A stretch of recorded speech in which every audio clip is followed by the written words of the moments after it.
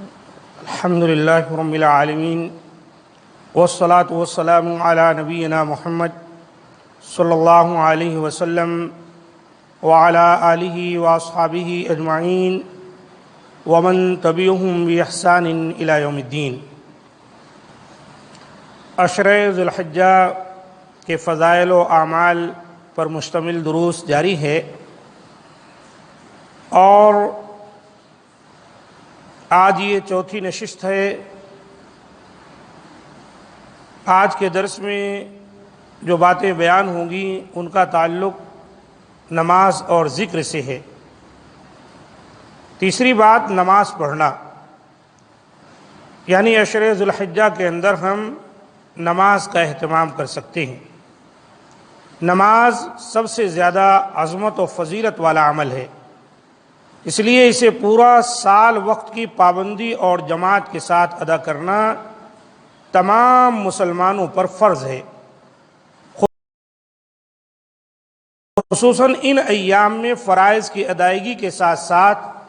کثرت سے نوافل پڑھنا اور ان کا اہتمام بھی کرنا چاہیے، کیونکہ نوافل اللہ سے قریب کرنے کا بہترین ذریعہ ہے۔ حضرت ابو ہریرہ رضی اللہ تعالیٰ عنہ سے روایت ہے کہ آپ صلی اللہ علیہ وآلہ وسلم نے ارشاد فرمایا، ان اللہ تعالی قال، یعنی یہ حدیث قدسی ہے کہ یقیناً اللہ تعالی فرماتا ہے، من عادى لی ولیا فقد آذنته بالحرب وما تقرب الی عبدی بشیء احب الی مما افترضته علیہ وما یزال عبدی یتقرب الی بالنوافل حتی احبہ فإذا أحببته كنت سمعه الذي يسمع به وبصره الذي يبصر به ويده التي يبطش بها ورجله التي يمشي بها وإن سألني لأعطينه ولئن استعاذني لأعيذنه، رواہ البخاری۔ اللہ تعالیٰ فرماتا ہے، جو شخص میرے دوست سے دشمنی کرتا ہے میں اس کے خلاف اعلان جنگ کرتا ہوں۔ من عاد لی ولیا فقد آذنته بالحرب، جو شخص میرے دوست سے دشمنی کرتا ہے میں اس کے خلاف اعلان جنگ کرتا ہوں، اور میرا بندہ سب سے زیادہ میرا تقرب اس چیز کے ساتھ حاصل کر سکتا ہے جسے میں نے اس پر فرض کیا ہے، یعنی فرائض کے ساتھ میرا تقرب حاصل کرنا ہی مجھے سب سے زیادہ محبوب ہے، اور میرا بندہ نوافل کے ذریعے میرا تقرب حاصل کرتا رہتا ہے یہاں تک کہ میں اس سے محبت کر لیتا ہوں۔ پھر جب میں اس سے محبت کر لیتا ہوں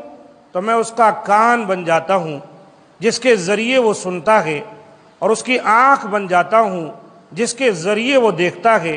اور اس کا ہاتھ بن جاتا ہوں جس کے ذریعے وہ پکڑتا ہے، اور اس کا پاؤں بن جاتا ہوں جس کے ذریعے وہ چلتا ہے، یعنی اس کے ان تمام اعضاء کو اپنی اطاعت میں لگا دیتا ہوں، اور اگر وہ مجھ سے سوال کرتا ہے تو میں اسے ضرور بالضرور عطا کرتا ہوں، اور اگر وہ میری پناہ طلب کرتا ہے تو میں یقیناً اسے پناہ دیتا ہوں۔ یہ بہت ہی اہم حدیث ہے اور بہت سے مسائل پر مشتمل ہے۔ سب سے پہلی بات تو یہ ہے کہ فرائض کی پابندی اگر کوئی کرتا ہے تو اللہ تعالیٰ کا تقرب حاصل کر لیتا ہے، اور نوافل پر عمل کرنے لگ جائے تو دھیرے دھیرے وہ اللہ تعالیٰ کا محبوب بنتے چلا جاتا ہے، اور جب کوئی اللہ کا محبوب بن جاتا ہے تب پھر کیا کہنے۔ اب اس کا کان وہ سنے گا جو اللہ کی مرضی، اس کی آنکھ وہ دیکھے گی جو اللہ کی مرضی ہے، اس کا ہاتھ وہ پکڑے گا اسے چھوئے گا جو اللہ کی مرضی ہے، اس کا پاؤں اس طرف جائے گا جس طرف اللہ کا حکم ہے، یعنی یہ تمام اعضاء گویا کہ اللہ تعالیٰ کے تابع ہو جاتے، یہ معنی ہے۔ اسی حدیث سے صوفیہ جو ہے بھٹک گئے، وہ جو ہے اس طرح سے اس کو محمول کر دیے کہ گویا اللہ تعالیٰ میرا ہاتھ بن گیا، میرا کان بن گیا، میرا سب کچھ اللہ تعالیٰ بن گیا، مجھ میں سما گیا، حلول کر گیا وغیرہ وغیرہ۔ اس طرح کا جو ان کا عقیدہ ہے انہوں نے کچھ ایسی احادیث سے گھڑ لیا، حالانکہ یہ بات درست نہیں ہے۔ جو یہ بات آئی کہ میں اس کا کان، اس کا ہاتھ، اس کی آنکھ، اس کا پاؤں بن جاتا ہوں، اس کا معنی ہے ان تمام اعضاء کو بندہ میرے حکم کے مطابق استعمال کرتا ہے۔ اور شروع حدیث میں جو بات آئی کہ جو کوئی ایسا عمل کرے گویا یہ اللہ کا ولی ہو جاتا ہے، من عاد لی ولیا، اور اگر کوئی میرے ولی سے دشمنی مول لیتا ہے تو اللہ تعالیٰ کہتا ہے کہ پھر میں اس کو مزہ چکھاؤں گا، میں اس کے مقابلے میں آ جاؤں گا۔ اور جب اللہ تعالیٰ کسی کے مقابلے میں آ جائے تو پھر بھلا وہ اللہ کو زیر کر سکتا ہے؟ ہرگز نہیں، منہ کی کھائے گا۔ تو اس سے ایک مسئلہ یہ بھی معلوم ہوا کہ ولی جو ہیں، یہ خیال کرنا کہ ولی وہ ہیں جو مر گئے ہیں، قبروں میں مدفون ہیں، جن کے قبے بنا دیے گئے ہیں، جن کی قبروں کو پکی کر دیا گیا ہے، یا اسی طریقے سے وہاں میلہ ٹھیلا لگتا ہے، طواف کیا جاتا ہے، ان کا عرس ہوتا ہے، یہ اللہ کے ولی ہیں، یہ سوچنا غلط ہے۔ کیوں؟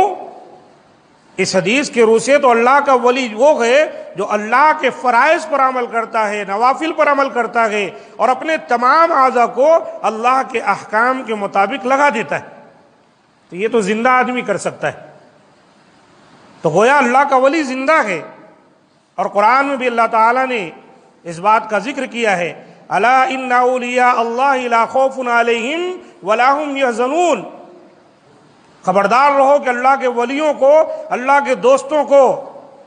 لا خوف علیہم، ان کو مستقبل کا کوئی خوف نہیں ہے، ولا هم یحزنون، اور نہ وہ لوگ غمگین ہوں گے۔ یعنی قیامت والے دن جائیں گے تو وہاں کا ان کو کوئی خوف نہیں ہوگا، اور جو کچھ پیچھے ان کے اقربا رہ گئے ہیں، والدین رہ گئے ہیں، بچے رہ گئے ہیں، بیوی شوہر جو بھی ہیں، اس کا ان کو کوئی غم بھی نہیں ہوگا۔ اللہ تعالیٰ ان کو اس قدر عطا کرے گا۔ اور وہ کون ہیں؟ وہ لوگ جو ایمان لائے، وَكَانُوا يَتَّقُونَ، اور وہ اللہ سے ڈرتے ہیں۔ ایمان لا کے اللہ سے ڈرتے رہنا یہ زندوں کی صفت ہے۔ جب کوئی وفات پا جاتا ہے تب اس کا ایمان جہاں تھا وہیں پر رک گیا، اب اس کا تقوی جہاں تھا وہیں پر وہ رک گیا۔ کچھ اعمال ایسے ہیں جن کا اجر و ثواب اس کو ملتا ہے، لیکن اب ذاتی طور پر اس کا کوئی ایسا عمل نہیں ہے کہ مرنے کے بعد اس کا اجر و ثواب اس کو ملے۔ تو اس لحاظ سے اللہ کے متقی، پرہیزگار، شریعت مطہرہ پر عمل کرنے والے جو بندے ہیں، یہ دراصل متقی ہیں، یہ پرہیزگار ہیں، اور یہی اللہ تعالیٰ کے ولی ہیں، اللہ کے دوست ہیں۔ اور قرآن مجید میں اللہ تعالیٰ نے اپنے ایسے ہی دوستوں کو بشارت دی ہے، لہم البشریٰ، کہا ایسے لوگوں کے لیے بشارت ہے،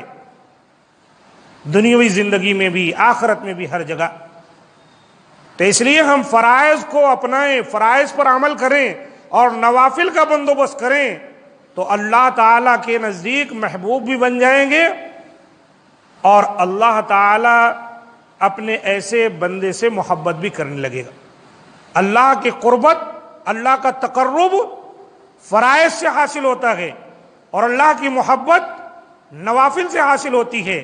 اور جب یہ دونوں چیزیں بندے کو مل جائے پھر بندہ مکمل متقی، پرہیزگار، اللہ کا ولی بن جاتا ہے۔ تو بات یہاں ولایت کی آ گئی، تو یہ جو عشرے ذی الحجہ ہیں اس کے اندر فرائض تو ہم کو سال کے 12 مہینے اس پر عمل کرنا چاہیے، اس کو ترک کرنا گناہ کا باعث ہے،